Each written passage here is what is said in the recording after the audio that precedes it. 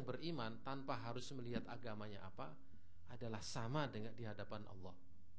Karena Tuhan kita semua adalah Tuhan yang satu. Ini pluralisme ini. Jadi seakan-akan Tuhan itu sama semuanya. Tuhannya orang Islam, Tuhannya orang Kristen, Yahudi, Konghucu, Buddha dan lain sebagainya sama. Nah, akhirnya karena Tuhannya sama, imannya dianggap sama. Kalau begitu logikanya, kenapa kutiba alaikumusiyam itu tidak dimasukkan di dalamnya orang Hindu? Kalau dia sama, ya ayyuhalladzina amanu kan, wahai orang-orang beriman, berarti semua agama yang beriman. Kok tidak ikut perintah Tuhan yang ada dalam Islam? Itu yang menurut saya tidak logis. Jadi logikanya begini. Kalau Tuhannya orang Kristen itu adalah Allah yang kita percayai, mengapa ketika Allah mengutus Muhammad dia nggak percaya? Mengapa ketika Allah yang dipercayai orang Kristen tadi menurunkan Quran juga tidak diikuti? Berarti dia ini mendua nih soal Tuhan ini. Artinya mungkin ya kalau kita simpulkan bukan Tuhan yang kita percayai. Tidak sama. Masa di dalam ajaran Kristen Tuhan itu mempunyai anak, dalam Islam tidak bisa mempunyai anak. Dan itu sama. Kemudian dalam agama Hindu Tuhan itu mengangkat Dewa Dewi untuk mengerjakan kerjaan-kerjaan dunia yang dia tidak mampu mengerjakannya. Apakah sama? Nah, kita kalau bicara Tuhan, kita harus bicara dulu sifat Tuhan Anda itu kayak apa sih? Kalau Tuhan yang satu, oke yang satu, tapi menurut Anda yang kayak apa? Kalau dalam agama Hindu, Tuhan tidak mampu melakukan apa-apa dengan urusan manusia di dunia. Loh kok yang dalam Islam bisa? Tuhan memberi rezeki, Tuhan memberi azab, Tuhan memberi kekuasaan, Tuhan memberi nikmat dan lain sebagainya. Tapi dalam agama Hindu tidak bisa Tuhan itu memberikan itu. Nah ini satu masalah lagi. Jadi sudah merubah cara mengambil hukum, merubah arti iman, merubah arti agama. Bahkan ini ada yang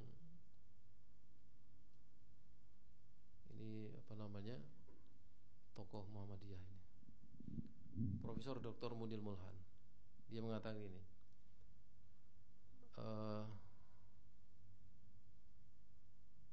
ya,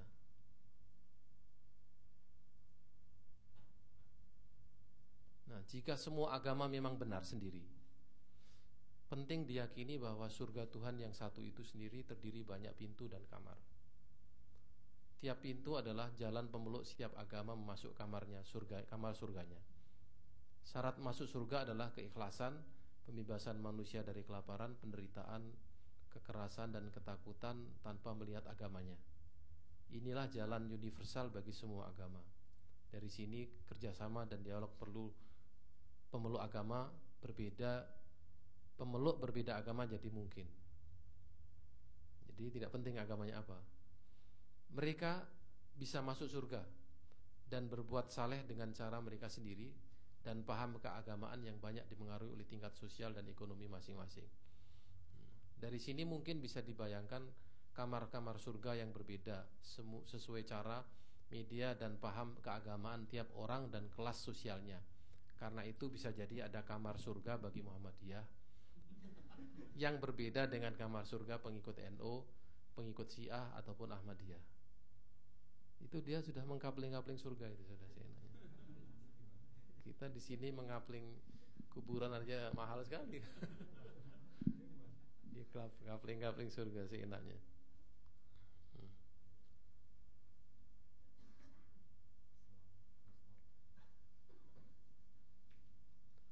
Ya. Nah di sini, ini anak-anak muda aja bilang, anak jil. Ketika saya mengatakan agama saya benar, saya tidak punya hak untuk mengatakan bahwa agama orang lain salah. Apalagi kemudian menyalah-nyalahkan dan memaki-maki. Oke, ya. Kenapa kita tidak mempunyai hak untuk mengatakan salah? Padahal kita diberi ajaran oleh Islam antara hak dan batil. Kenapa tidak bisa tidak berhak? Berhak kita menyalahkan. Bukan kita yang menyalahkan, tetapi kita katakan bahwa itu menurut Quran salah. Sama kalau kita mengkafirkan kita nggak boleh kan? Jangan mengkafirkan orang. Nah, jawaban kita bukan kita mengkafirkan, kita hanya menerapkan kriteria Al-Quran ini kepada objek yang kita kafirkan itu, bahwa itu dalam kriteria Al-Quran disebut kafir. Selesai. Apakah kemudian kita memaki-maki? Tidak. Ya, kita mengatakan salah kan tidak memaki-maki. Ya, itu yang di exaggerate ya, dibesar-besarkan oleh orang-orang itu. Yang kita tidak lakukan seakan-akan kita melakukannya. Saya sering kali dalam seminar itu dituduh anti barat. Kalau Anda anti barat begitu, berarti Anda menganggap barat ini kafir, dan kafir itu harus dibunuh. Wah, saya kaget saya. Ini logika Anda, bukan logika saya ini, saya bilang. Saya membedakan Islam dan barat itu bukan dalam arti rasial, ideologi apalagi. Saya membedakan Islam dan barat itu dengan cara memahami kehidupan ini, beda. Nah, kalau Anda sebagai cendekiawan tidak bisa membedakan itu, berarti Anda tidak akademis, saya bilang. Kita berbicara masalah cara pandangnya, cara melihat segala sesuatu. Nah, kalau misalnya barat itu adalah sekuler, Islam tidak sekuler. Kalau barat itu liberal, Islam tidak liberal. Nah, itu aja sebenarnya. Nah, kalau kita mau memperkuat identitas kita sebagai muslim, ya kita harus tahu bagaimana bersikap dalam setiap kehidupan. Dan ketika kita bersikap itu beda dengan orang barat bersikap. Nah, di sini kita berbeda itu sekarang ini dengan barat itu sekarang menjadi masalah. Makanya doktrin equality, pluralisme ini memang sangat menyesakkan dada kita di Indonesia. Tidak boleh kita membeda-bedakan. Tidak boleh kita merasa berbeda kemudian menyalahkan orang lain yang berbeda dari kita. Itu adalah cara efektif untuk menyerang apa yang mereka anggap fundamentalisme atau terorisme. Masih banyak lagi ya. Kita teruskan dengan dialog saja. Masih banyak masalah Quran ya. Serangan terhadap Al-Quran, serangan terhadap hadis ya. Kemudian penerbitan buku-buku ya. Dan juga gerakan-gerakan sosial yang termasuk di dalam pluralisme itu adalah pernikahan beda agama. Ini mulai populer di kalangan anak-anak muda. Dan dari pihak orang-orang Kristen sendiri juga mengambil kesempatan, karena orang liberal itu membolehkan muslimah kawin dengan non-muslim. Maka berbondong-bondong orang-orang non-muslim itu mencari gadis muslimah. Dan biasanya kalau sudah masuk dalam lingkungan itu, anak-anaknya menjadi non-muslim. Nah, iya, perempuan. Jadi ada acara itu muslimah menikah dengan orang Nasrani. Pernikahannya 2 kali. Pertama di gereja, kedua di masjid. Di gereja ya seperti orang Kristen menikah itu. Kemudian di masjid ya aku terima nikahnya dengan mahar sekian-sekian gitu. Jadi memang pluralisme, semua agama benar kan. Jadi yang Kristen itu ijab kabul seperti orang Islam. Nah, yang muslimah itu melakukan baptis atau apa di gereja seperti orang Kristen menikah. Nah, ini yang berbahaya dari paham pluralisme agama itu tadi. Semua agama sama, jadi apa salahnya saya menikah dengan orang-orang non-muslim? Padahal di dalam Al-Quran itu jelas sekali tidak dibolehkan muslimah menikah dengan non-muslim. Kalau muslim menikah dengan muslim menikah dengan wanita non-muslim itu boleh. Tapi dia kemudian berkewajiban untuk membawa dia menjadi muslimah. Baik, itu saja, kita teruskan dengan diskusi. Barangkali ada pertanyaan-pertanyaan. Assalamualaikum warahmatullahi wabarakatuh.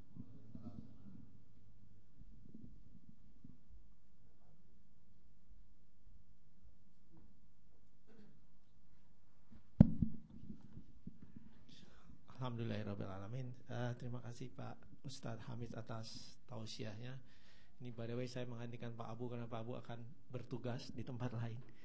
Jadi dalam diskusi biasa apa pemain bayaran apa Bu ya. Ya. Jadi apa kajian hari ini tentang Ghazwul Fikr, jadi perang pemikiran, tentu tema yang sangat besar ya dan sangat apa hot topic istilahnya. Dari tadi yang sudah dipaparkan banyak aspek-aspek yang sebetulnya dijadikan alasan mereka mengajukan satu pemikiran, tapi sebetulnya kalau bagi kita yang mengerti mungkin akan dengan mudah ya di tackle atau dibantah istilahnya. Tapi tentunya juga masih banyak pertanyaan-pertanyaan dari para jamaah yang akan bisa disampaikan. Silakan mungkin dari Pak Ade dulu ya.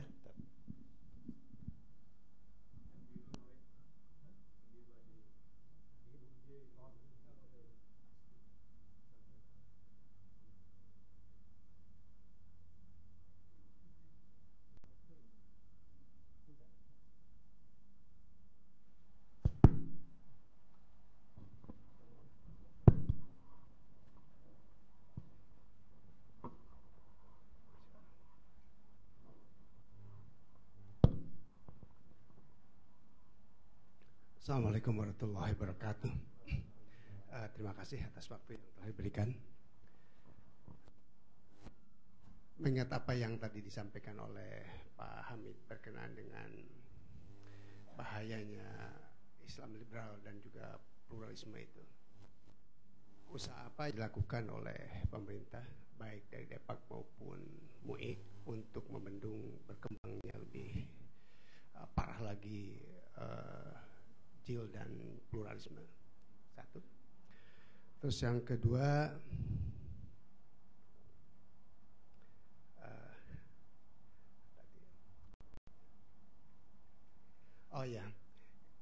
berkenaan dengan jil juga dan pluralisme. Ini dengan susahnya dari Indonesia untuk pergi ke haji, bahkan seperti di Jakarta itu harus waiting list sampai 5 tahun. Ada sekarang berbondong-bondong, khususnya orang-orang tua yang umurnya di atas 70 tahun. Mereka melakukan umroh di bulan Ramadan, karena bila mana melakukan umroh di bulan Ramadan pahalanya seperti haji. Karena kalau saya melakukan ibadah haji, saya harus nunggu 5 tahun, belum tentu umur saya sampai 5 tahun. Jadi bagaimana menurut pendapat Bapak? Sekian, terima kasih. Assalamualaikum warahmatullahi wabarakatuh. Ya, upaya pemerintah tidak ada, karena pemerintahnya juga di dalamnya ada orang-orang liberal, Pak. Sulit ini. Dan orang ternyata begini, LSM itu ataupun nggak tahu foundation dari negara-negara Barat itu pintar, dia masuk ke departemen. Proyeknya ada di departemen. Sekarang di departemen pendidikan itu sudah ada buku kurikulum berbasis multikulturalisme. Itu sama dengan pluralisme. Kemudian kurikulum berbasis kesetaraan gender. Tahu-tahu sudah terbit dan sudah di sekolah-sekolah. Nah, saya cek di dalamnya itu luar biasa. Itu sudah ada pertanyaan, kenapa anak-anak wanita kalau dia buang air kecil itu harus disiram 7 kali, laki-laki 5 kali. Ini pembedaan udah. Kenapa wanita tidak boleh jadi imam? Ada lagi, kenapa warisan harus sekian? Pertanyaan itu disodorkan kepada anak-anak sekolah menengah. Kan nggak akan bisa menjawab mereka. Saya terpikir dari mana buku ini dilahirkan. Ternyata emang orang-orang LSM yang dibayar foundation itu masuk ke departemen langsung. Nah, di departemen agama yang kita harapkan itu, di situ juga ada orang liberalnya, Pak. Ya. Itu liberal di situ mendukung kesetaraan gender, mendukung feminisme, dan juga mendukung pluralisme. Orangnya di Litbang, departemen agama.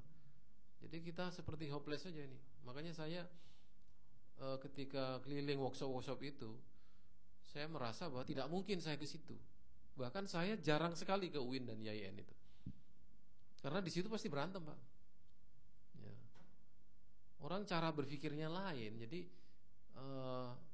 istilahnya frameworknya berbeda, berdiskusi nggak akan ketemu. Nggak akan ketemu. Anda memahami Quran itu sebagai takwilnya Nabi Muhammad terhadap wahyu Tuhan, kita memahami itu adalah firman Tuhan. Nggak akan ketemu. Soal pernikahan beda agama, itu sudah pernah terjadi satu diskusi yang hebat sekali. Akhirnya orang-orang liberal ini tidak bisa lagi menghadirkan dalil yang membolehkan pernikahan beda agama. Kemudian ditanya gimana? Ya memang kita beda akidah katanya. Padahal sama Islamnya. Ya berarti akidah liberaliyah dan akidah Ahlussunnah wal Jamaah. Luar biasa begitu, Pak. Nah sekarang yang sekarang ini sedang bekerja itu adalah foundation dari asing melalui LSM. LSM itu masuk ke departemen-departemen. Makanya sekarang ini kan undang-undang kesetaraan gender ini sedang digodok di Komisi 8. Ya, kemudian di situ waktu kami audiensi itu dengar pendapat, semua orang LSM itu mendukung. Ya, semua orang LSM mendukung. Dan pasti ada apa di balik itu? Ada proyeknya kan.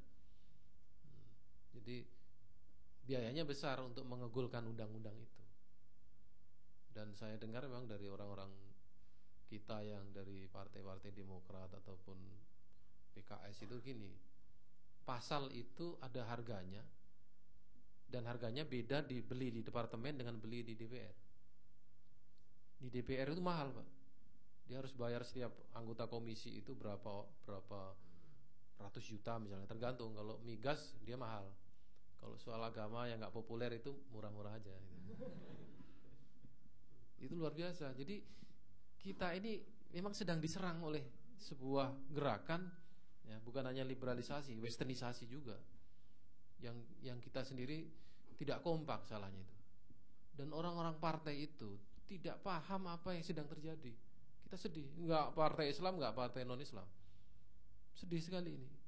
Ini kalau undang-undang kesetaraan gender itu nanti disahkan, ya, di dalamnya ada pasal begini: semua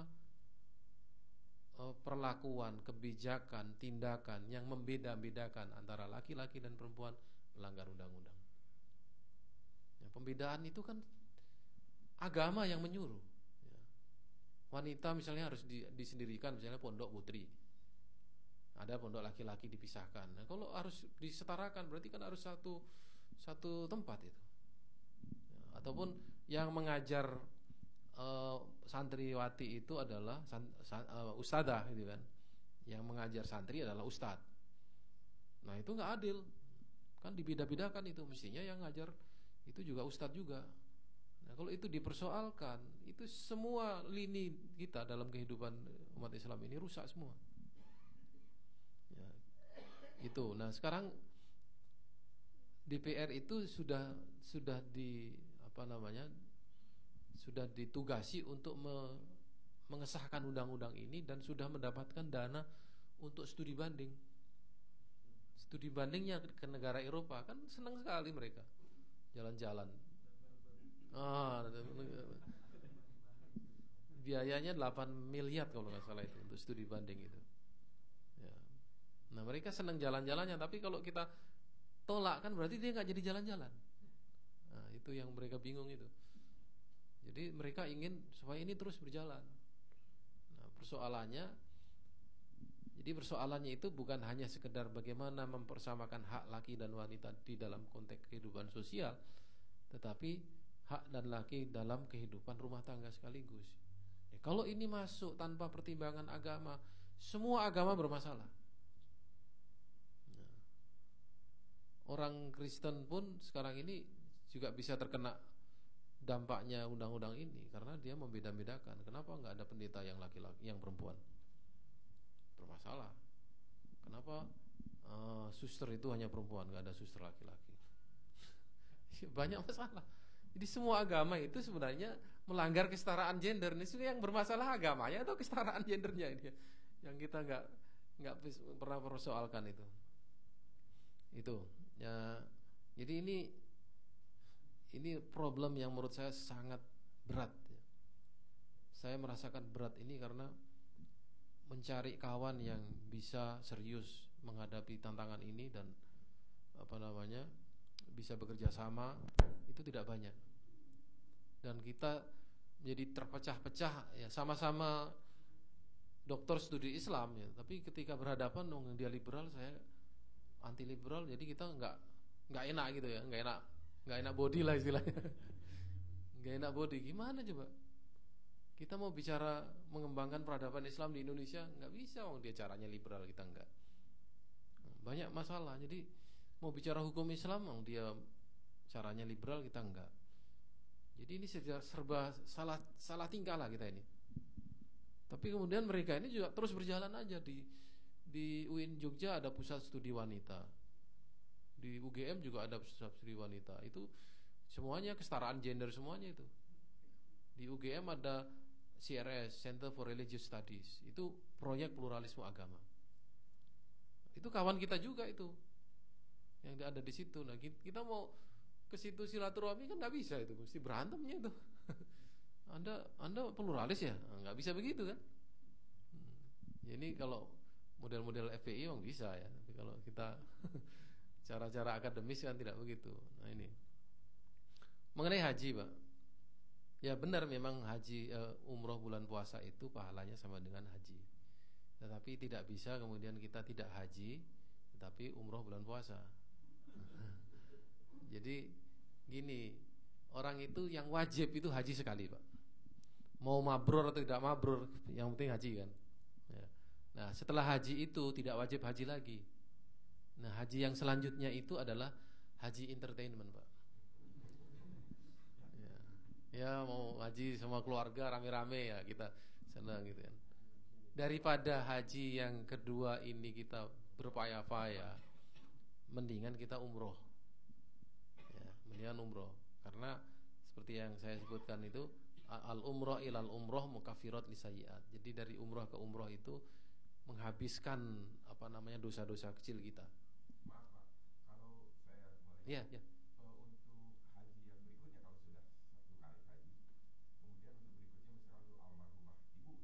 Oh ya lain, Pak, lain. Itu kalau menghajikan orang, syaratnya memang harus sudah haji, Pak. Iya. Ya. Kemudian untuk ibu Ya. tidak sempat dan ayah itu dua kali. Iya, berarti harus haji 2 kali, Pak. Tapi sekarang ini kan kalau kita tidak mampu bisa bayar orang lain, Pak. Tolong, kamu sudah haji, sekarang mau saya kasih uang sekian, tolong niatkan haji ibu saya.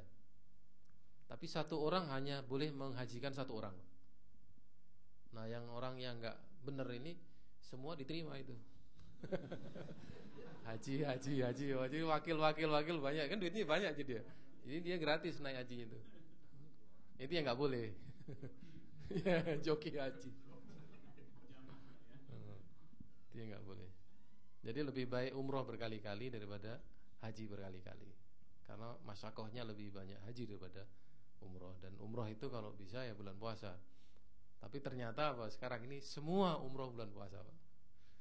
Jadi jumlah orang umroh bulan puasa itu sama dengan orang haji. Luar biasa di Masjidil Haram itu.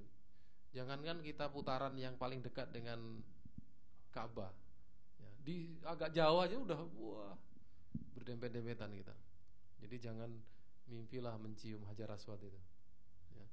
Dan itu tidak usah kemudian kita berusaha seakan-akan itu wajib itu, sampai sikut kita ini ngenain orang lain gitu kan. Padahal wajib menghormati orang lain. Sunnah mencium Hajar Aswad. Jangan sampai yang sunnah itu mengalahkan yang wajib. Oke.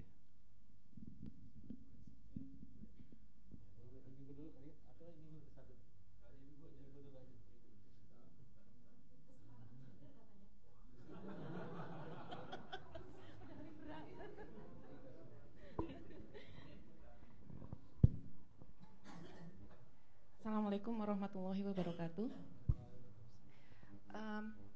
Kalau saya tangkap, kaum liberalis itu menjual hal-hal yang humanis, dalam tanda kutip ya, menjual hal-hal yang humanis. Pertanyaan saya adalah, lalu mengapa kita orang Islam dan juga orang-orang yang sebenarnya adalah orang-orang yang pandai ya, itu terjerumus juga dalam jual beli konsep humanisme ini. Lalu mana ada missing linknya tuh ada di mana gitu dalam pengajaran agama, baik itu di dalam kurikulum di sekolah, di pesantren maupun di kalangan di kalangan keluarga gitu. Karena yang ditangkap oleh orang baik muslim maupun non muslim itu adalah Islam itu adalah sesuatu yang keras, sesuatu yang tidak humanis, sehingga kemudian menjadi gampang terpengaruh dengan konsep-konsep yang bersifat dalam tanda kutip humanis itu. Dan itu pertanyaan pertama, yang itu juga ada hubungannya dengan pertanyaan saya yang kedua. Lalu kita bagaimana untuk membentengi diri kita dan membentengi anak-anak cucu kita ini supaya tidak terpengaruh dengan hal-hal yang seakan-akan itu konsep yang humanis, tetapi sebenarnya itu salah. Tetapi kita juga tidak mau memberikan konsep bahwa Islam itu tuh jahat, Islam itu galak, Islam itu selalu dalam konteks perang, itu saja. Karena terus terang ini mungkin permasalahan ini tidak hanya terjadi untuk keluarga-keluarga yang ada di Indonesia, tetapi juga di sini pun juga sepertinya semua mengalaminya. Seperti permasalahan saya misalnya dengan anak saya misalnya. Salah satu anak saya ini kan sekolah di sekolah perempuan, dan salah satu mata pelajarannya memang mata pelajaran pilihan, dan pada waktu itu kami tidak ada pikiran negatif sama sekali. Konsep mata pelajaran yang berkaitan dengan women and society pada waktu itu, dan itu kaitannya dengan sastra Inggris. Dan ternyata setelah saya lihat-lihat, ternyata itu konsepnya konsep feminisme. Wah, saya kebakaran jenggot karena saya sudah pernah belajar konsep feminisme ini tahun 95-an gitu. Jadi waduh, saya kecolongan begitu. Tetapi itu cara mereka memberikan konsep itu amat sangat halus, sehingga orang yang dulu belum pernah mempunyai belum tahu sama sekali tentang masalah feminisme itu tidak akan terasa bahwa itu adalah mereka memberikan pemahaman konsep feminisme melalui apresiasi sastra. Jadi pada saat itu adalah apresiasi sastra berkaitan dengan cerita Snow White. Sampai akhirnya runtut-runtutannya adalah mengapa kok itu tuh putrinya itu adalah Snow White bukan Snow Red misalnya. Itu ada kemudian mengapa itu ada segala macam lah, itu kemudian kaitannya dengan kesetaraan gender dan lain sebagainya. Jadi itu saja dua pertanyaan saya itu. Terima kasih. Assalamualaikum warahmatullahi wabarakatuh. Oh ya, masalahnya itu begini. Selama ini orang memahami Islam itu tidak komprehensif. Jadi yang belajar akidah saja, yang belajar usuluddin misalnya, kalau ini yang tahu fakultas-fakultas itu taunya usuluddin aja. Yang belajar tarbiyah atau pendidikan taunya tarbiyah aja. Tidak ada mata kuliah yang merangkum Islam sebagai sebuah keseluruhan yang mempunyai konsep-konsep yang permanen. Nah, itu sejak IAIN dibina menjadi mempunyai program postgraduate itu sejak tahun 80-an kalau nggak salah, yang dipimpin oleh Pak Harun Nasution itu sudah kemasukan rasionalisme di situ, dan dia memang sudah sangat westernized cara berpikirnya, dan Islam tidak dilihat sebagai sebuah struktur keagamaan yang konsep akidahnya jelas, syariahnya jelas, dan itu ada yang bisa dirubah dan ada yang tidak dirubah. Ini sebenarnya intinya di situ. Nah, konsep dalam akidah dan syariah itu tidak dijelaskan secara jelas dan komprehensif. Seperti misalnya tadi, orang masih bermain-main dengan definisi iman. Apakah dulu nggak belajar mengenai arti iman? Itu kan sederhana aja kan. Pertanyaannya, apakah profesor-profesor seperti setingkat Harun Nasution, Mukti Ali dan lain-lain itu tidak mengajarkan arti iman? Kok bisa-bisanya dia menyimpulkan bahwa iman adalah milik semua agama? Ini kan sangat basic. Makanya saya selalu mencoba mengangkat konsep-konsep ini karena memang ini yang lemahnya kita. Apa sih arti takwa? Ya udah, pokoknya takwa. Nggak tahu apa artinya takwa itu. Apa artinya adil? Ya, mestinya berhak menafsirkan ini kan orang partai keadilan kan. Iya. Harus menafsirkan itu karena dia partainya namanya keadilan. Harus tahu apa arti adil itu dalam buku putihnya gitu. Dan apa arti sejahtera. Dan kesejahteraan, iya kan? Itu. Jadi saya melihat begini, gerakan sosial itu tidak berdasarkan kepada konsep yang betul-betul dipertahankan. Ya. Kata-kata Nahdlatul Ulama misalnya, kata ilm ulama dan lain sebagainya itu mestinya sudah ada blueprintnya di kalangan orang-orang NU. Tetapi tiba-tiba ada orang NU bilang begini, kalau saya jadi ketua majelis ulama, program saya adalah membubarkan majelis ulama. Bingung kan kita?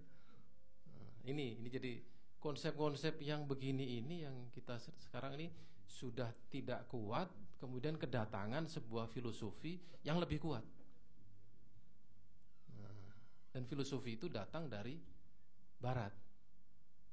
Nah, sekarang kata-kata maslahah di dalam syariah itu kan sebenarnya berkaitan dengan kemanusiaan. Setiap syariat itu mempunyai maslahah. Nah, maslahah itu tujuan. Nah, tujuan syariah.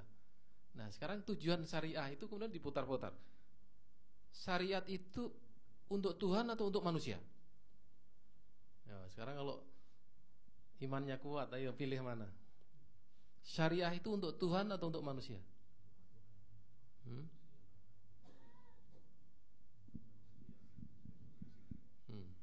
Untuk manusia salah, untuk Tuhan salah. Ini PR-nya orang liberal di situ. Ya. Jadi kalau syariah itu untuk manusia, ya, berarti Tuhan tidak penting. Makanya 5 tadi, hibdun nafas, hibdul din, hibdul akal, menjaga jiwa, agama, akal, keturunan dan agama. Ini oleh orang liberal di switch menjadi humanisme. Jadi syariat itu adalah untuk kemanusiaan, bukan untuk Tuhan. Kan menjadi salah kan kalau untuk manusia. Nah, sekarang syariat itu untuk Tuhan, berarti Islam tidak manusiawi dong. Ya, orang-orang yang mementingkan Tuhan ini akhirnya jihad di jalan Tuhan, ini yang membunuh-bunuh manusia ini. Ini yang jadi teroris ini. Karena syariat untuk Tuhan, bukan untuk manusia. Jadi syariat itu kejam terhadap manusia. Kan dua-duanya salah kan? Nah, padahal konsep Islam itu adalah bahwa apapun yang kita lakukan dalam kehidupan ini untuk Tuhan. Tetapi Tuhan bukannya memberikan kewajiban kepada kita hanya untuk Tuhan. Untuk Tuhan, tetapi itu penting bagi kamu. Nah, Anda membersihkan jiwa kamu dengan mendekatkan kepada diri kepada Tuhan, kan akhirnya kamu baik pada manusia. Jadi ada 2 dimensi dalam Islam itu, dimensi kemanusiaan dan dimensi ketuhanan. Nah, itu yang kita dipisah-pisah gitu loh. Tidak terasa. Nah, hal-hal yang seperti begini ini ya, tidak menjadi wacana di dalam tradisi intelektual Islam di negara kita. Sehingga konsepnya kabur, ketika kabur masuklah ide-ide humanisme ini. Jadi di situ. Ya, tidak menutup kemungkinan seorang profesor yang dia mendapatkan profesornya dalam bidang pendidikan misalnya, kan dia tidak pakar teologi. Di Indonesia begitu loh. Ini saya maaf aja kalau ada yang satu bidang ilmu ya, karena rigidnya pemisahan fakultas-fakultas di dalam agama Islam, di dalam UIN atau YIN itu, sehingga orang-orang yang mendalami satu fakultas itu dia tidak mendalami fakultas yang lain. Ini yang masalah besar itu. Mestinya orang yang paham akidah harus tahu syariah, yang tahu syariah tahu tarbiyah tahu dakwah. Itu kalau sudah tingkatnya PhD itu kan sudah tidak tanya lagi ini PhD prodi apa nih. Kan tidak perlu nanya gitu kan. Bidangnya apa? Pokoknya bidang Islam itu semua kita harus tahu kan gitu ya. Meskipun pengetahuan kita itu tidak komprehensif, tetapi dia menjadi struktur, jadi susunan yang jelas gitu ya. Ini syariatnya, ini akidahnya, kemudian ini nilai-nilai dalam Islam. Nah, untuk anak-anak kita, ya memang orang tua yang mempunyai kewajiban untuk menjelaskan itu. Ini tidak benar, anak. Harus kita ajak di sini. Kalau nanti begini, kamu begini. Kalau begini. Nah, sekarang ini kan zaman yang sudah begitu canggih, ya, anak-anak pendidikan anak kita itu sudah tidak sama dengan pendidikan kita dulu di SMA. Maka kita harus tahu apa yang menjadi materi pelajaran anak-anak itu, khususnya yang berkaitan dengan masalah-masalah keagamaan atau menyinggung masalah keagamaan, ya, kita harus bisa meluruskan. Nah, untuk meluruskan itu kan harus ada ilmunya. Jadi sebenarnya tolabul ilmi faridatun ala kulli muslimin wa muslimatin. Cari ilmu itu wajib bagi semua orang. Jangan bilang saya ini bidang saya IT, jadi saya nggak ngerti Islam. Dari dulu saya nggak ngerti sih. Iya kan? Kita semakin tua kan semakin harus tambah ilmunya kan. Ini yang perlu kita sadarkan ya. Jangan kemudian membidangi ini Islam saya nggak ngerti. Ya masa dari dulu itu ilmu Islamnya SD melulu, tapi ilmu sekulernya sudah PhD. Nah, jadi harus seimbang lah. Nah, ilmu-ilmu keislaman kita ini kalau bisa ya tidak hanya pengajian, tapi ya baca-baca juga lah. Supaya masalahnya untuk anak kita, generasi sesudah kita ini, supaya jangan kemudian seperti bapaknya atau seperti ibunya yang kurang pengetahuan agama. Padahal dia lebih kritis bertanya mengenai agama. Gagal dia mendapat jawaban dari orang tua, ya, dan tidak dapat jawaban di luar rumah, dia gagal memahami agama. Itu berat tanggung jawab kita ini. Terima kasih. Siapa dulu?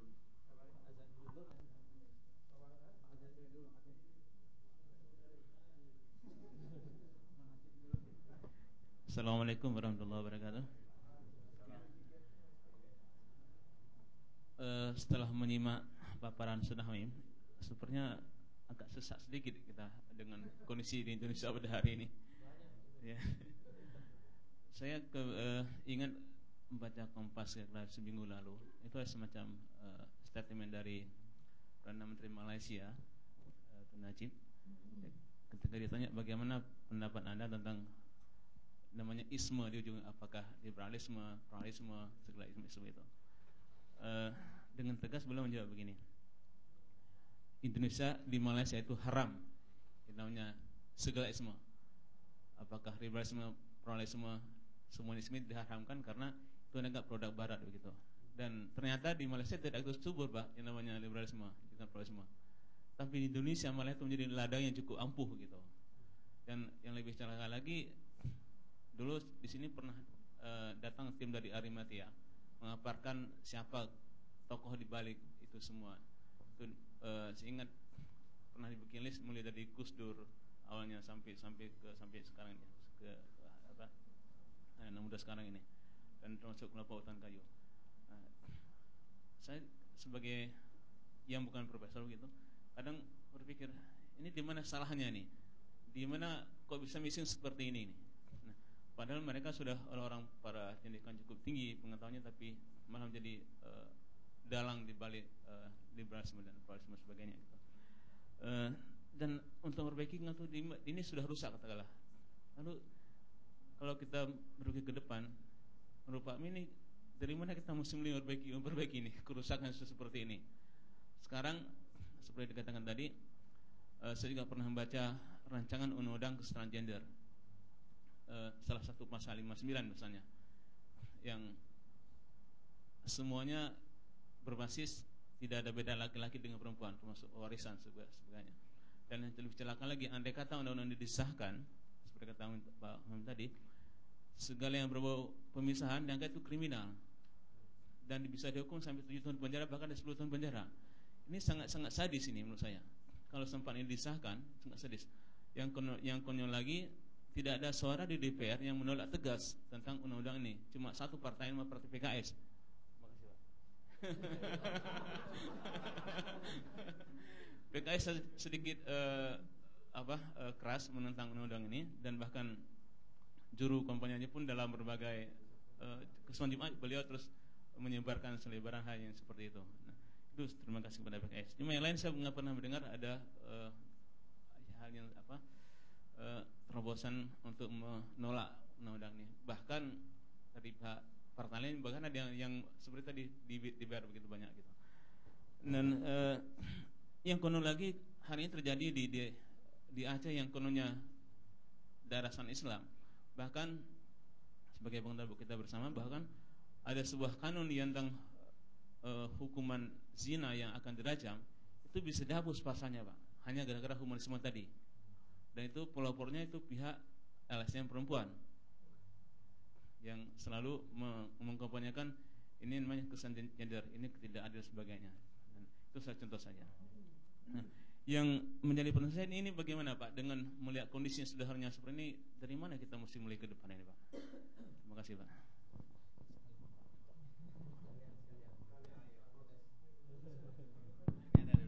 Cek. Baik, terima kasih. Assalamualaikum warahmatullahi wabarakatuh. Terima kasih sebelumnya kepada Pak Hamid yang telah memberikan pencerahan dan penguatan-penguatan terkait dengan beratnya ya perjuangan kita menghadapi arus besar liberalisme, modernisme dan sebagainya itu. Saya tidak bertanya, tapi barangkali lebih ke komentar ya. Termasuk juga mungkin pemikiran kalau ada pertanyaan bagaimana kita melawan yang semuanya ini. Kalau memakai teorinya Foucault itu kan Pak Ustadz, bahwa ada kaitan yang erat antara power, knowledge dan discourse itu, bahwa kebenaran oleh Foucault disebut juga sebagai dengan knowledge itu sangat ditentukan salah satunya oleh power. Power lah yang memproduksi wacana, dan juga dengan wacana itu kemudian dia bisa menggunakan wacana sebagai alat untuk menghegemoni atau memperkuat powernya. Maka kalau kita bertanya bagaimana kita menghadapi semua ini, saya pikir mau tidak mau salah satunya kita harus bertempur juga di level power dan discourse itu. Wacana tidak hanya tentu dalam makna linguistik saja, tapi juga lebih juga dimaksud bagaimana kita bisa memproduksi makna. Maka dalam konteks itulah saya pikir kita juga mesti berjuang sampai pada level power itu. Power itu juga kita bisa maksud power kepada media misalnya yang memproduksi wacana, juga power secara politik. Dengan demikian, tadi kan Pak Hamid tadi udah bilang misalnya orang-orang liberal misalnya selalu berusaha untuk bagaimana tokoh-tokoh Islam tidak bisa sampai ke panggung politik. Kalau bisa itu dibonsai sedemikian rupa sebelum mereka besar. Kalau kemarin misalnya ada teman yang bilang, kenapa sih pilkada Jakarta dihubung-hubungkan misalnya ke kekalahan umat Islam? Kalau kita bawa ke wacana tentang liberalisme ini, sebenarnya ada hubungannya. Siapa yang paling bersorak misalnya dan paling senang dengan hasil pilkada Jakarta, kalau kita lihat di sosial media, itu salah satunya kaum-kaum liberal. Atau siapa yang paling senang kekalahan misalnya dulu Amin Rais dalam pemilu presiden, atau kekalahan Hidayat Nur Wahid misalnya di pilkada Jakarta, itu salah satunya juga kelompok liberal ini. Jadi mau tidak mau saya pikir kita mesti juga mendukung gerakan-gerakan di level politik, terlepas apa partainya. Tapi kalau kita mau berjuang di level ini, saya pikir kita juga harus mendukung itu. Maka poin saya adalah betul bahwa misalnya teman-teman kita, saudara-saudara kita di beberapa partai politik itu tidak sesuai dengan harapan kita. Tapi faktanya adalah seperti yang dibilang Ustaz Hamid, pasal-pasal itu dibikin oleh dewan misalnya. Artinya knowledge atau truth yang menurut Foucault itu dibikin oleh mereka. Nah, kalau misalnya kita antipati, kalau misalnya kita melakukan stereotyping bahwa ini orang-orang politik udah nggak benar, tapi faktanya hidup kita dalam tanda kutip ditentukan oleh pasal-pasal di DPR itu. Maka kita harus, saya pikir, in some ways mendukung mereka. Saya pikir itu poin saya. Assalamualaikum warahmatullahi wabarakatuh. Terima kasih. Missing linknya di mana? Tadi saya sudah sebutkan di awal tadi pertanyaan Bu Buda tadi. Tapi yang pasti betul begini, ini adalah proyek. Proyek itu ada dananya. Dan dana itu mengalir ke baik ormas ataupun LSM. Dan dari dana itu jadilah motor. Orang itu selama ini yang namanya LSM, dana apapun dari manapun dia tetap harus diterima. Dulu sebelum ini kan LSM itu bergerak dalam pengentasan kemiskinan.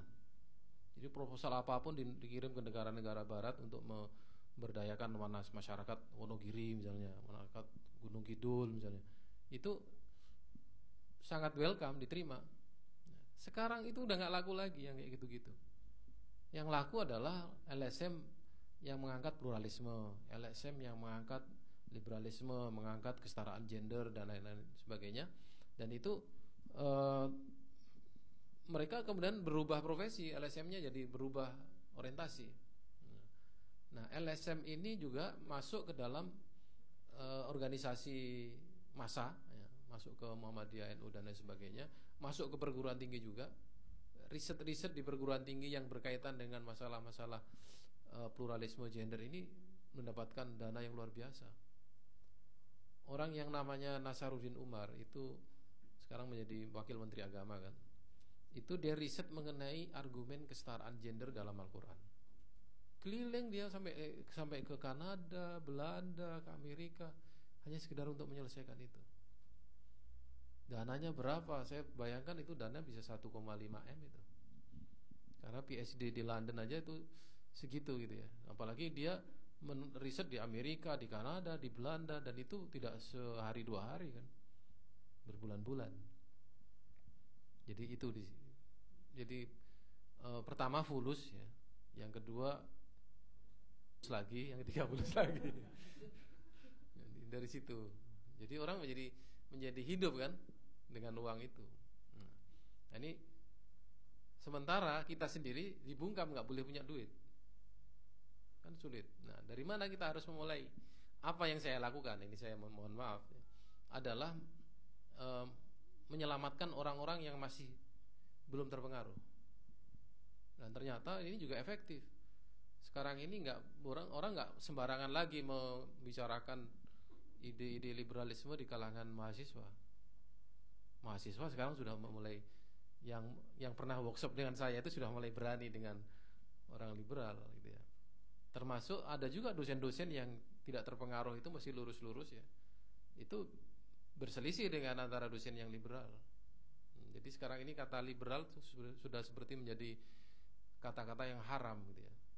Nah, jadi sangat buruk lah orang-orang yang disebut dengan liberal itu. Nah, anak-anak yang dulu sering diskusi di INSIS di Jakarta itu, anak-anak UI, UNJ, bahkan anak IAIN juga, itu dia menulis buku mengenai liberal ini yang ringan-ringan, yang untuk anak-anak muda gitu. Itu efektif. Sekarang dia malah membuat gerakan lagi, buat kaos Indonesia tanpa jil. Oh, itu disebar-sebar kemana-mana. Kemudian dia ketemu dengan siapa, bintang film, kemudian ya meskipun bintang film ini sholat juga nggak bener, tapi dia pakai kaos Indonesia tanpa jil. Jadi ya alasannya gini, ya saya sih Islam saya nggak seberapa, tapi kalau agama saya diacak-acak begini saya juga nggak mau. Lumayan kan. Lumayan itu. Jadi ini populis saja gitu ya. Jadi kita tidak mengharapkan banyak di situ, tapi image bahwa menjadi liberal itu adalah anti nilai-nilai keindonesiaan atau bangsa Indonesia atau nilai-nilai keislaman yang sesederhana apapun, ya sangat bagus itu. Bisanya begitu. Nah, kemudian tetap kita wacana-wacana workshop dan lain sebagainya masih terus. Di perguruan tinggi itu banyak orang yang tidak mengerti apa itu liberal, apa itu yang fundamentalis dan lain sebagainya, banyak yang tidak mengerti. Pluralismenya banyak yang nggak mengerti. Ya. Bahkan ada kiai-kiai di Jawa Timur itu pernah saya workshop mengenai pluralisme, itu kesimpulannya gini: pluralisme itu sudah ada Pak dalam Islam Pak. Ya, itu fikih 4 mazhab itu kan pluralisme itu katanya. Aduh, ini sudah diterangkan berjam-jam nggak ngerti juga. Ya seperti begitulah. Jadi dia mendukung pluralisme tapi tidak mengerti apa itu pluralisme. Ini, nah alhamdulillah kemarin Pak Abdul Ghafur itu sudah ngertilah wacana mengenai Quran ya. Quran yang menurut orang-orang liberal itu adalah bukan terjemahan Nabi dari inspirasi Tuhan. Ya, jadi yang menjadi Quran itu adalah kata-kata Nabi Muhammad. Nabi Muhammad hanya menerima inspirasi dari Tuhan. Jadi wahyu itu inspirasi. Dan ini sebenarnya apa yang terjadi di dalam Bible kan. Jadi jangan menganggap Al-Quran itu suci, karena itu adalah kata-kata Nabi Muhammad yang itu adalah manusia biasa. Itu.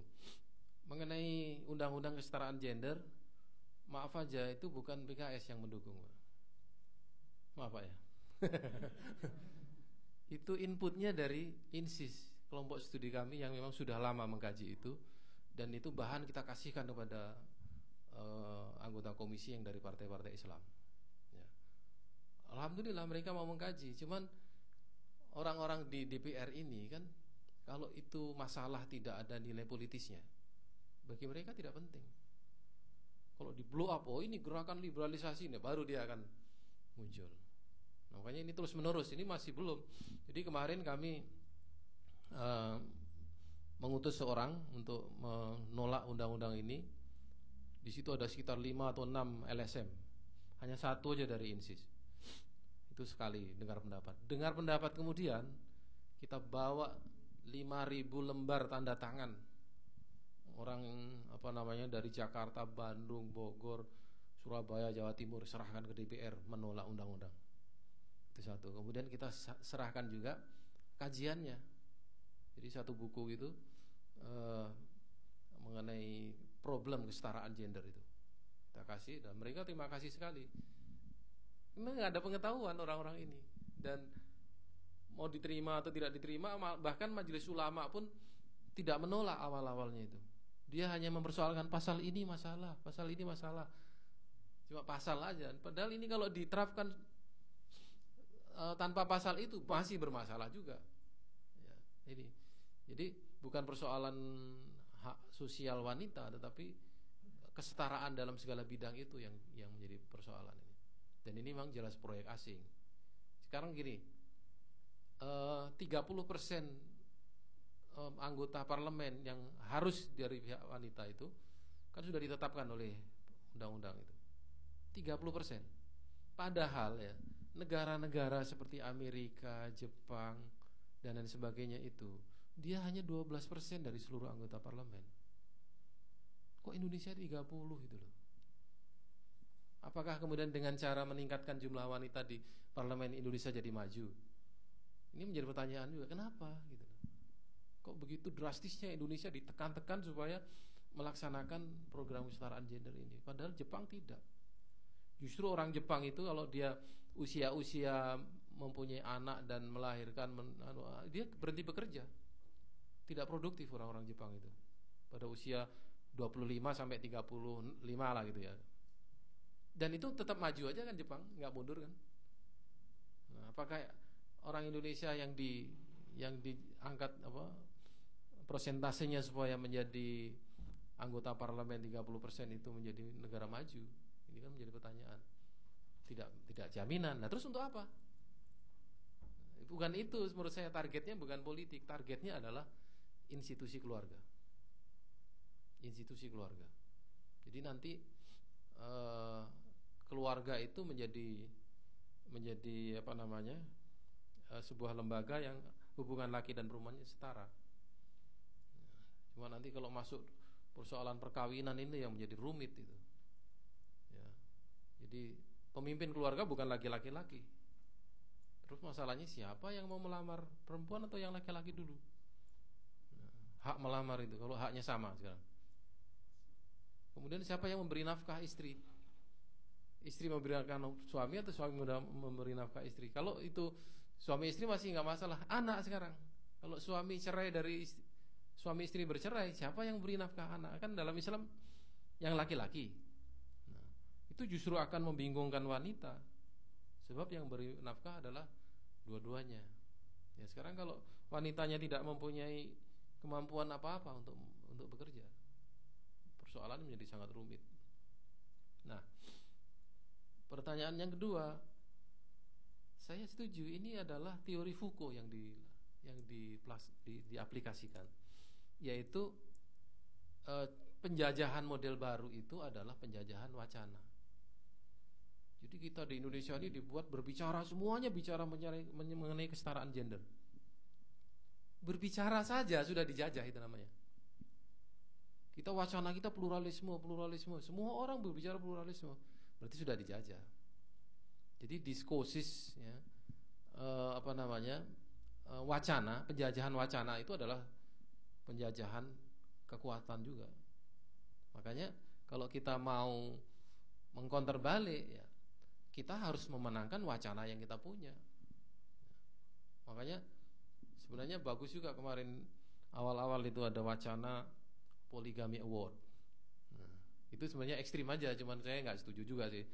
Di dalam situasi ketika orang-orang liberal itu mengharamkan poligami, ya, kemudian membawa ide kesetaraan gender. Menurut saya nggak apa-apa itu, dan itu sangat marah mereka itu. Sampai-sampai kita tahu kan, muktamar NU di Boyolali itu cateringnya kan Puspo namanya. Puspo ini orang yang Wong Solo, ayam bakar Wong Solo, yang dia membuat Poligami Award. Ya, gara-gara dia Poligami Award, cateringnya kemudian disingkirkan. Jadi gara-gara itu saja gitu ya. Nah di sini perang wacana sekarang ini, Bang. Kita perang wacana mengenai sekarang ini yang sedang dibicarakan. Cuma masalahnya orang Islam ini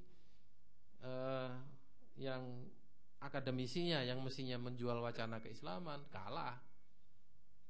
Jadi sekarang ini kita ya sesaklah dada kita ini. Wacana kalah, kemudian kebijakan juga bisa jadi kalah. Makanya sekarang ini kita perlu kawan-kawan yang peduli dengan masalah umat Islam dalam segala bidang. Ini yang paham undang-undang ini kan kita perlukan ini. Yang ngerti undang-undang ini apa sih salahnya? Kita harus mengkaitkan dengan undang-undang di atasnya lagi sampai undang-undang dasar. Nah, kalau ini bertentangan kita anggap ini tidak sah. Itu banyak sekali undang-undang yang bertentangan dengan undang-undang di atasnya. Kita nggak sadar. Padahal itu sudah melalui kesepakatan komisi-komisi. Nah, komisi ini kan juga tidak peduli itu dengan pertentangan dengan undang-undang di atasnya itu. Karena mereka nggak penting, kalau nggak ada nilai politiknya udah setuju aja, apalagi ada duitnya kan. Nah, itu yang membuat kita bingung gimana caranya. Makanya ya saran kita, partai-partai politik Islam itu juga membawa pembelaan terhadap umat Islam melalui kajian akademis ini tadi. Kalau tidak ada kajian itu ya di DPR kita sekedar ketok palu aja itu. Kita serahkan naskah sekian banyak, nggak akan dibaca. Mereka akan dengarkan poinnya apa, gitu. Jadi rapat dengar pendapat itu ternyata very simple, bukan kajian yang serius kita dengarkan, enggak. Enggak, poinnya apa coba? Gini. Oh ya udah, poinnya oke, ketok palu udah kita. Itu aja. Dan itu orang-orang itu nggak sempat baca. Padahal sudah diberi biaya untuk gaji sekretaris, kasih biaya untuk riset, kasih biaya apalagi lah macam-macam studi banding dan lainnya. Tapi begitu ada masalah, ini rancangan undang-undang, ya nggak dikaji. Ini intinya apa sih? Ada nilai politiknya nggak? Nah, kalau nggak ada nilai politiknya ya nggak penting. Ada duitnya nggak? Nah, itu yang penting itu. Di situ. Nah, media massa sekarang ini, media massa yang pro Islam itu ya menurut saya baru Republika yang artinya buat national wide ya. Yang lain seperti Kompas, Suara Indonesia, Pelita Harapan, apalagi Tempo, itu semuanya udah media mereka itu. Jadi ini sekarang nih penolakan Lady Gaga, ya, itu Tempo marah sekali dengan penolakan itu. Ya, dia bela mati-matian menjadi satu laporan utama. Nah, media lain ya Kompas aja sebenarnya setuju itu, nggak ada masalahnya. Nah, kita yang menolak-nolak itu kayak Sabili, Hidayatullah, Republika. Nah, ini dianggap Sabili dengan Hidayatullah ini fundamentalis ini. Jadi suaranya nggak perlu didengar. Ya, makanya kemarin kan apa namanya? Yang efektif itu ternyata FPI itu. Ya udah, kita nggak usah wacana media lah, udah preman aja ini. Situ salahnya. Oke. Jadi tadi kalau ingin menambah amunisi, sebenarnya teman-teman di sini banyak Pak. Tadi dari pertanyaannya sendiri mereka sebenarnya udah showing interest untuk bisa dilibatkan kali ya. Jadi tinggal dimanfaatkan gitu Pak. Oke, ada lagi pertanyaan Pak ini.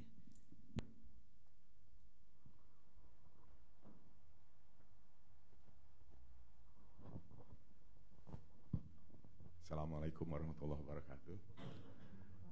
Pak Hamid, barangkali kami hanya mau mengingatkan bahwa tentang kesetaraan gender itu di negara-negara warga Indonesia pun Muslim, di negara seperti Australia misalkan yang sekuler itu menghadapi uphill battle, karena dalam 5 atau lebih tahun yang belakangan ini siswi sekolah menengah dalam hasil ujian terakhir itu yang di Victoria paling tidak, yang menentukan kepandaian dan kecerdasan, itu semuanya itu pelajar putri.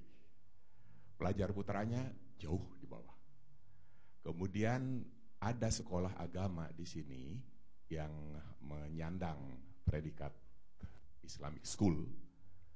Itu menurut penilaian yang dari Indonesia, pelajar-pelajarnya itu pada lari karena disiplin ilmunya itu minus. Jadi artinya rendah sekali.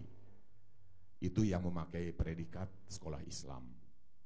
Saya tidak bisa mengeneralisir, tetapi ada murid-murid istri saya kebetulan seorang guru itu pindah ke distance education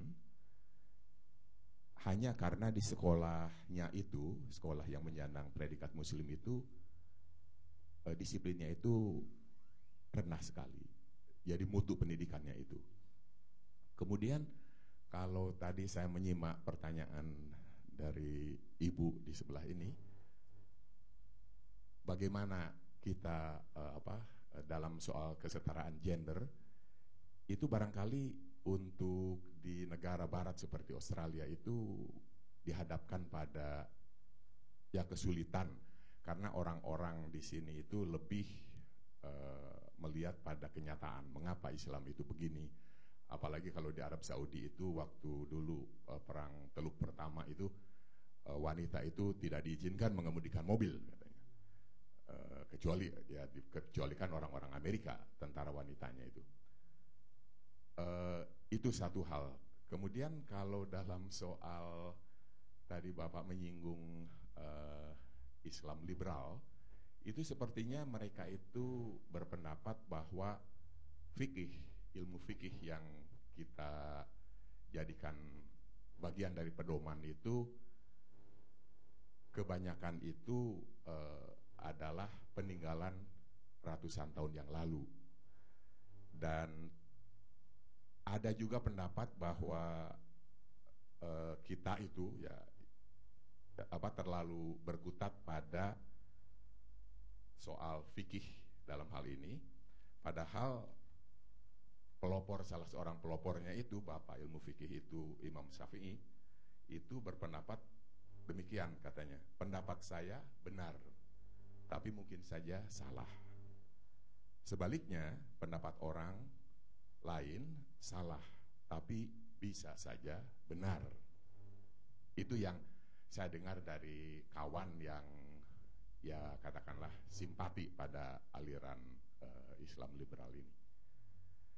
Kemudian barangkali terakhir ini, dalam menghadapi kemajuan zaman, katanya kita ini yang seperti ini kurang siap untuk menghadapi kemajuan zaman karena terlalu berkutat pada fikih yang dipahami atau yang ditafsirkan oleh para ulama ratusan tahun yang lalu.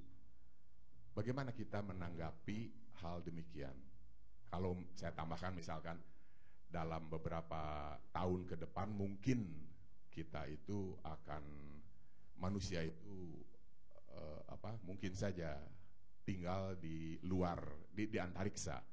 Lalu kalau terlintas dalam pikiran saya, kalau misalkan ada dari Gontor misalkan yang menjadi astronot, kalau sholat kiblatnya kemana? Terima kasih. Assalamualaikum warahmatullahi wabarakatuh.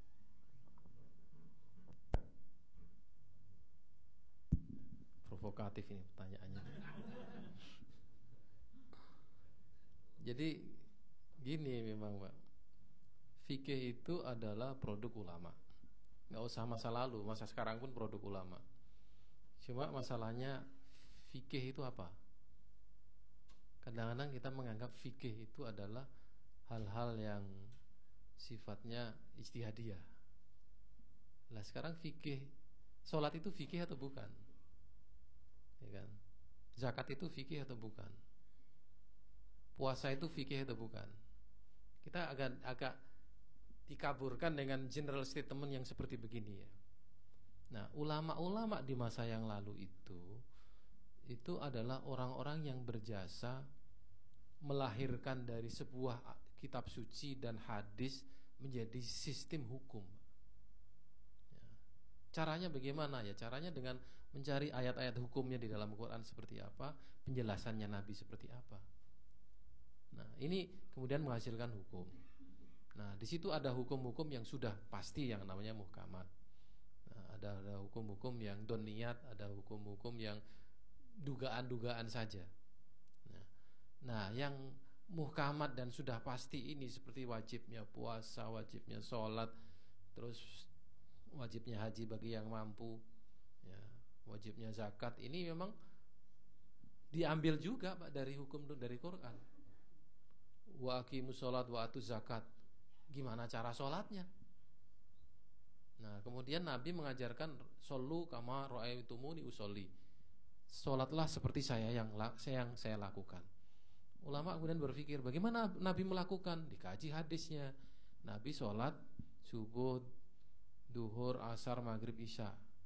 Nah, kalau kita hanya membaca Quran aja, sholat itu cuma 3 kali. Nah, terbit matahari, matahari di tengah-tengah, dan matahari terbenam. Nah, ini kan fikih ini. Tapi pengambilan hukum seperti begini ini adalah pengambilan oleh para ulama. Kalau kita mau mengambil sendiri, ngapain Pak?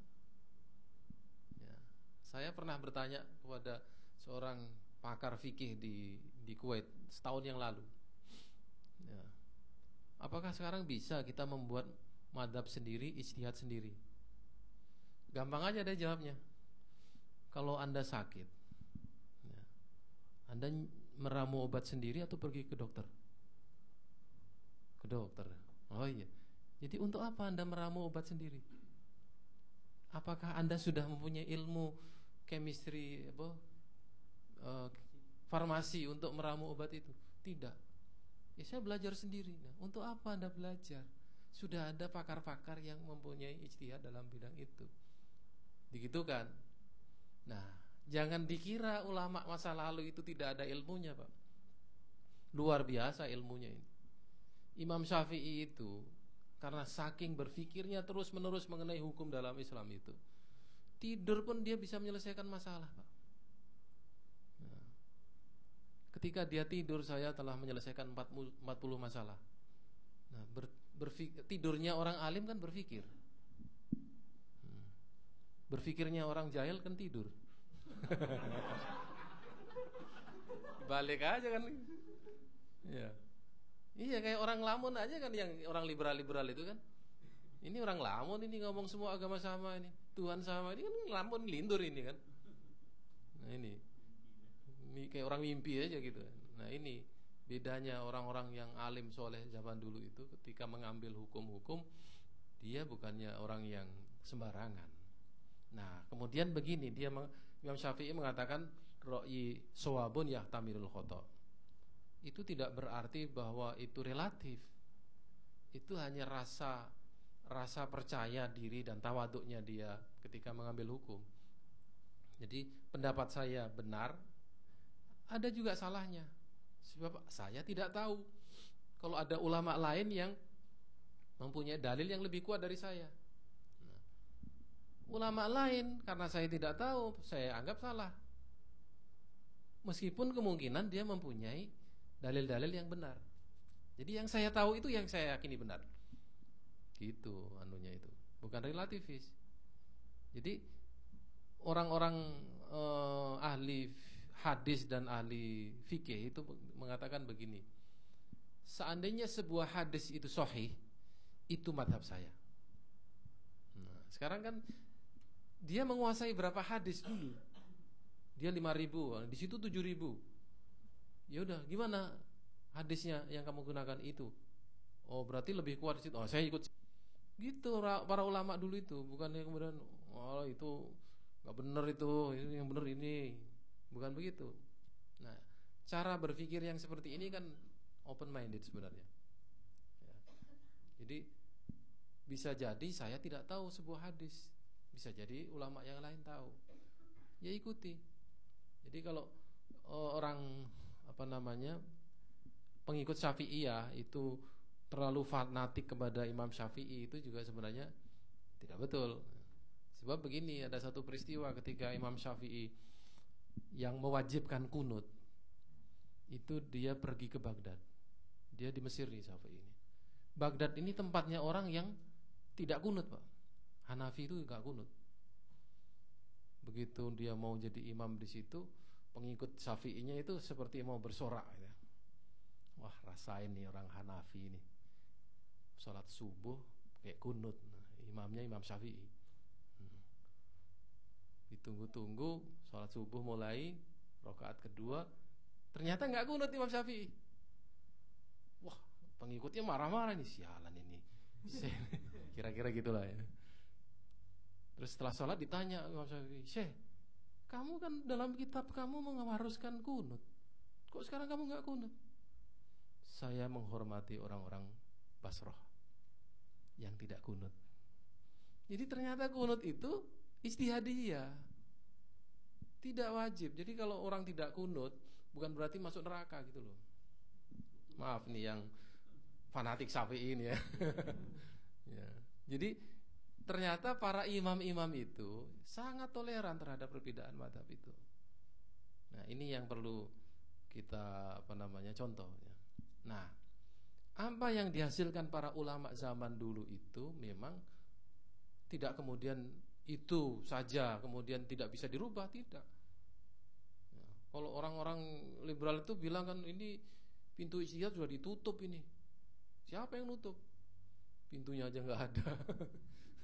Ijtihad kan nggak ada pintunya kan. Pintu ijtihad ditutup katanya. Siapa yang bilang ditutup? Ya. Sekarang aja mau ru'yah itu sudah ijtihad itu.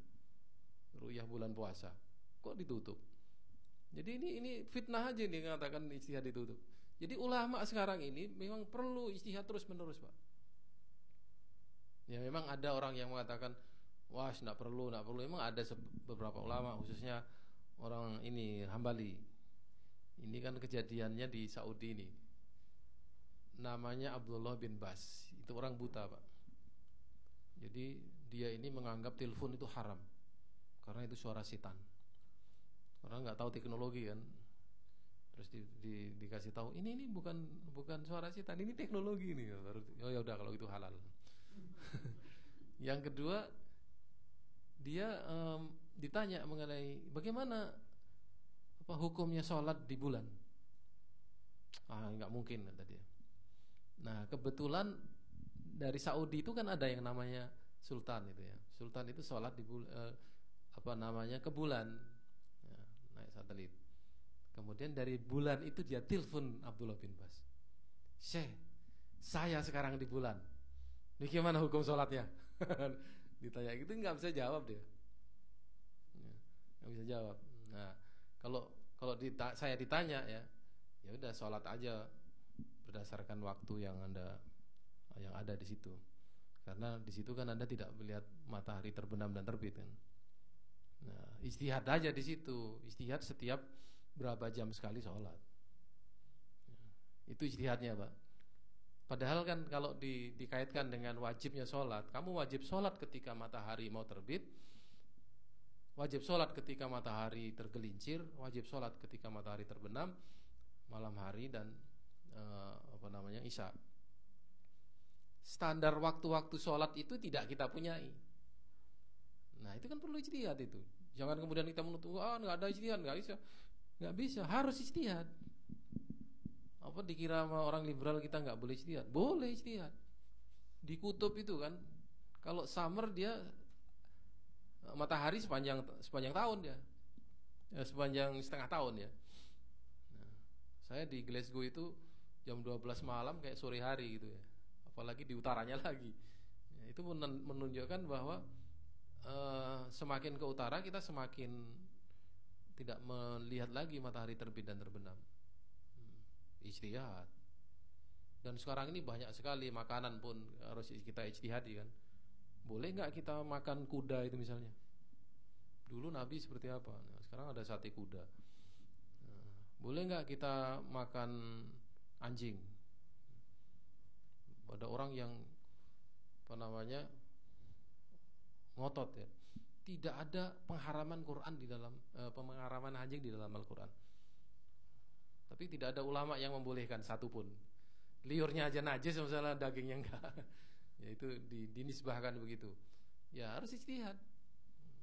Dan ketika orang-orang yang mempunyai ilmu yang mencukupi mengenai ahkam atau hukum-hukum fikih itu, kita harus percaya bahwa itu adalah hasil yang terbaik dari sebuah ijtihad.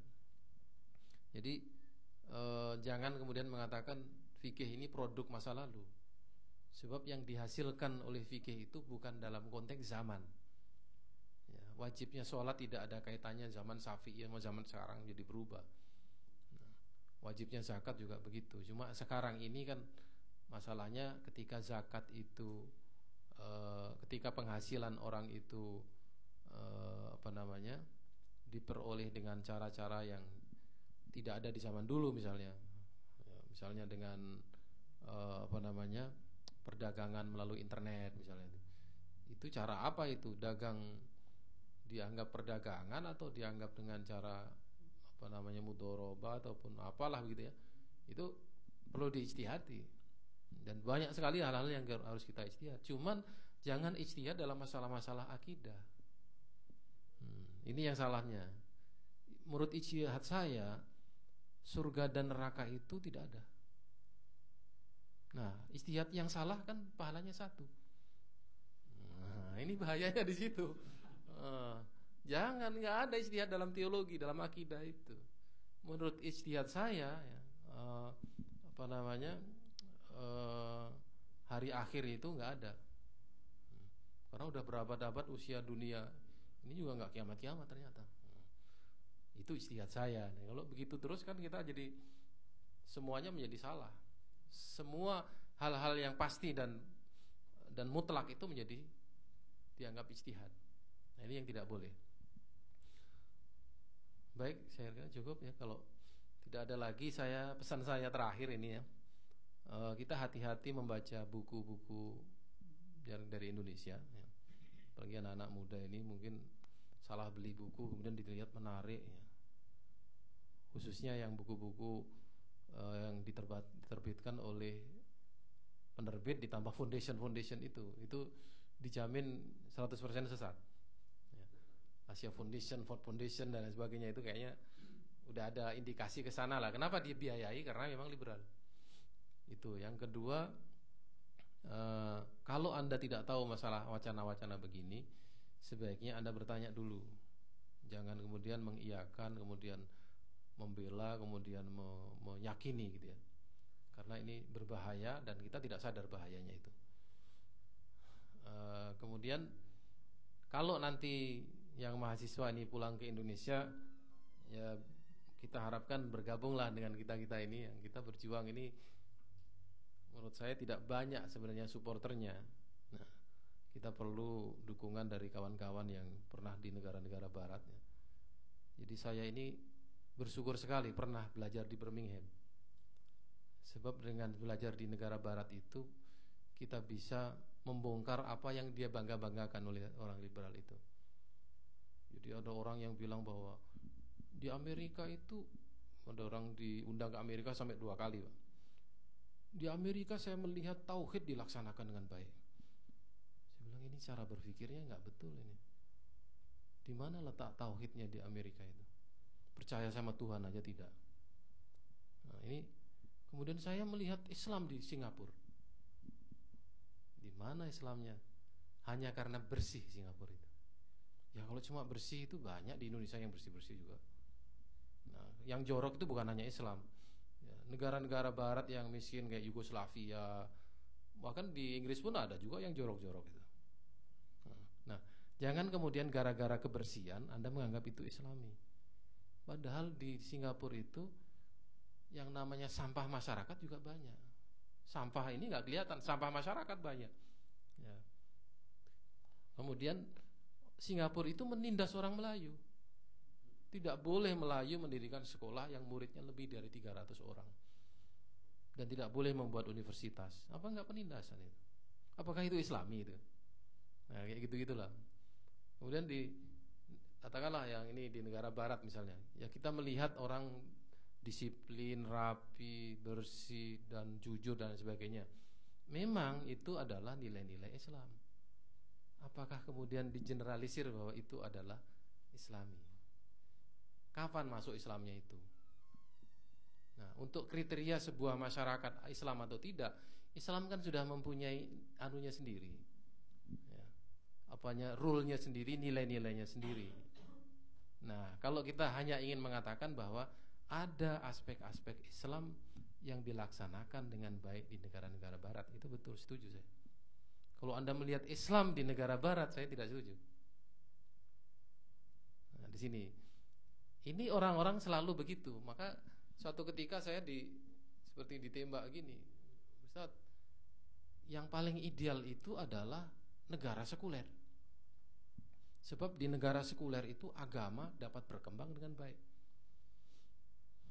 Sebentar, Anda sudah pernah ke negara barat? Ya, saya 2 tahun di Australia katanya.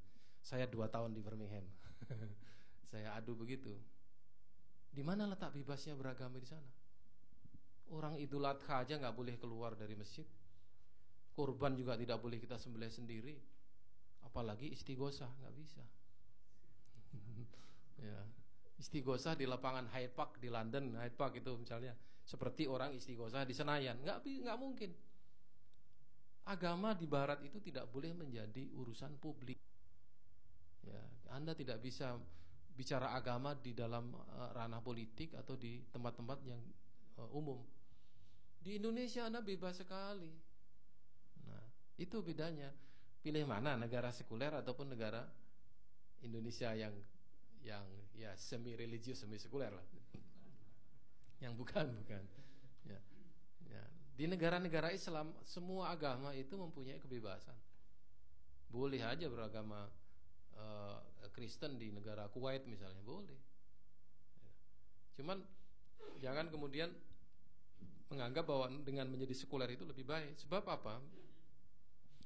Negara sekuler itu pada akhirnya akan menekan agama. Negara yang 100 mungkin 200% sekuler itu Perancis kan. di undang-undangnya itu memang melarang mencampurkan agama untuk urusan-urusan publik. Itu jelas sekali. Tidak boleh ada sekolah agama, tidak boleh sholat di masjid, di sekolah dan lain sebagainya. Nah, hal-hal yang seperti begini kadang-kadang membingungkan kita. Oh, kalau gitu Indonesia kita sekulerkan aja lah. Dengan sekuler kita menjadi enak. Itu kan omongan dari orang barat. Nah, sekarang nilai-nilai apa yang di dalam barat itu baik, ya kita ambil, nggak ada masalah. Wong Nabi aja berdagang dengan Yahudi. Ya. Koinnya zaman Nabi itu kadang-kadang memakai koinnya Romawi. Nggak ada masalah. Ya. Katanya Umar itu mengadopsi sistem pemerintahannya Romawi. Nggak ada masalah selama itu tidak ada pertentangan dengan Islam. Nah, apa yang perlu kita lakukan dengan kebaikan-kebaikan yang ada di negara-negara barat adalah mengadopsi itu untuk kepentingan dan kesejahteraan umat Islam. Jangan kemudian taken for granted dengan cara sekuler, dengan cara humanis ini Islam akan maju. Ya kalau ya humanisme diterapkan di dalam Islam, Islamnya menjadi kalah. Islam itu bukan humanisme, Islam bukan sosialisme, Islam juga bukan kapitalisme. Islam adalah Islam, tapi dalam Islam ada unsur-unsur kapitalismenya. Seperti menjadi orang kaya adalah baik dalam Islam. Sebab orang kaya yang jujur dan pedagang yang jujur itu masuk surga. Loh, ini kan kapitalis ini. Tapi juga di sisi yang lain, orang miskin itu ternyata bersama Nabi. Karena orang miskin ini kalkulasinya kan nggak banyak. Ya, mau dihitung kekayaannya sedikit. Ya, mau berbuat dosa ya dia karena miskin nggak banyak yang dia bisa lakukan. Hisapnya dikit langsung masuk surga. Jadi miskin dalam Islam itu juga tidak salah. Ya, dekat dengan surga. Jadi orang kaya masuk surga juga bisa. Berarti kalau yang miskin tadi nilai-nilai sosialisme, yang kaya jadi nilai-nilai kapitalisme. Tidak bisa kita generalisir bahwa Islam adalah kiri atau sosialisme kan? Nah itu makanya Islam bukan tidak sama dengan isme-isme yang lain. Nah ini semuanya ya, saya bahas dalam buku saya. Ini insya Allah saya letakkan di sini nanti. Sekarang di rumah Pak Ed ya. Wacana mengenai westernisasi, liberalisasi dan Islam. Ya. Yang mana itu? Begini sekarang kenapa banyak orang Indonesia khususnya, karena ini pertanyaan ke Indonesia, ketika belajar Islamic Studies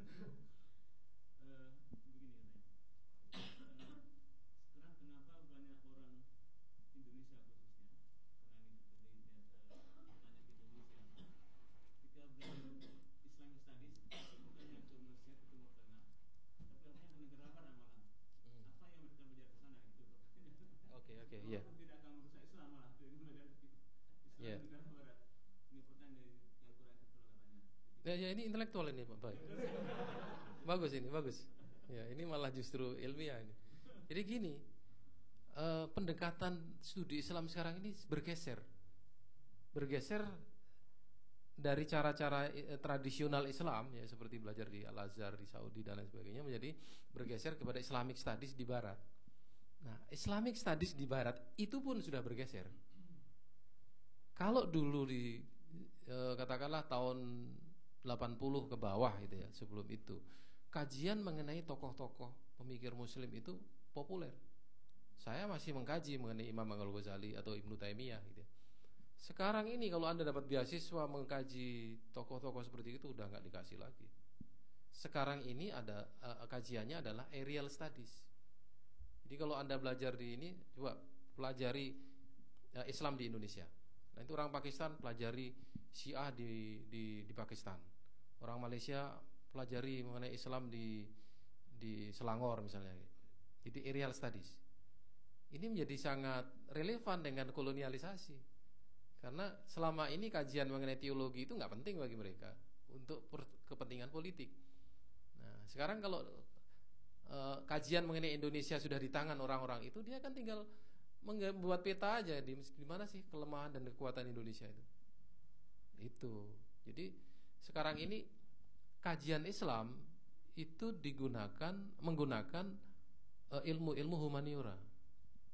Makanya sekarang orang belajar kan antropologi agama, fenomenologi agama, kemudian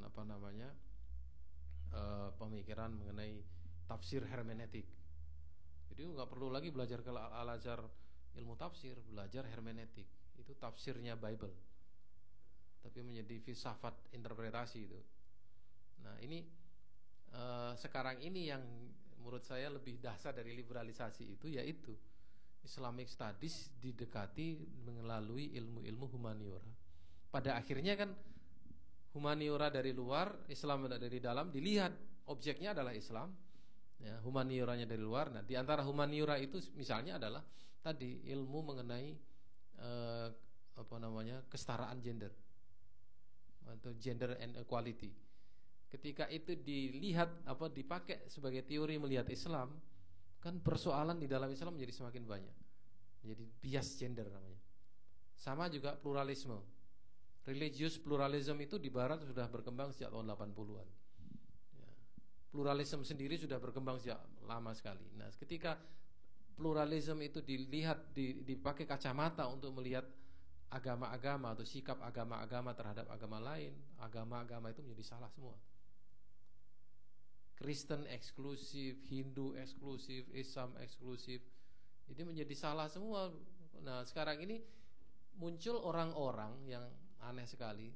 Di dalam Hindu ada, Yahudi ada, Kristen ada, Islam ada, yang menjadi tokoh pluralis. Jadi mendukung pluralisme itu, dan dia mencari dalil-dalil dari agama itu mengenai dukungan mengenai terhadap pluralisme ini. Nah, ini yang berbahaya di sini. Nah, ini siapa sebenarnya yang bisa menciptakan itu, luar biasa. Ya, jadi tokoh-tokoh Yahudi yang pluralis ada, Kristen yang pluralis juga ada, dan tokoh ini dibenci oleh orang-orang Katolik. Ketika saya di Salzburg itu ya, University of Salzburg itu ketemu dengan dosen-dosen teologi, pengajar sistematik teologi. Saya diskusi dengan mereka mengenai persoalan-persoalan ini. Ternyata mereka juga tidak suka. We disagree with pluralism. Pluralism is the American project, kata dia. Oh, we disagree with liberalism. Liberalism is deconstruct all religion. Loh, berarti kita sama dong. Berarti ternyata ya, orang-orang Kristen itu bermusuhan dengan orang Barat. Jadi asumsi kita bahwa Barat itu Kristen sekarang udah gak betul lagi. Barat itu adalah ateis, Kristen itu something else, Barat itu something else. Nah, peperangan Barat sekarang ini ternyata bukan melawan Islam saja, ternyata adalah Barat versus agama-agama. Jadi agama apapun sekarang ini kalau bisa dijinakkan dengan paham liberalisme ini. Terima kasih. Ya, terima kasih Ustaz Hamis atas tausiahnya. Yang mudah-mudahan jadi enlightenment buat kita semua untuk lebih aware apa yang kita hadapi sekarang, dan mungkin juga mudah-mudahan membangkitkan spirit untuk bisa to join the team, untuk participate, paling enggak minimal untuk keluarga, atau juga kalau bisa lebih luas untuk komunitas juga. Terima kasih atas ini tausiahnya. Mungkin kita tutup kajian hari ini dengan doa kafaratul majelis. Bismillahirrahmanirrahim. Subhanakallahumma wa bihamdika asyhadu an la ilaha illa anta astaghfiruka wa atubu ilaik. Assalamualaikum warahmatullahi wabarakatuh.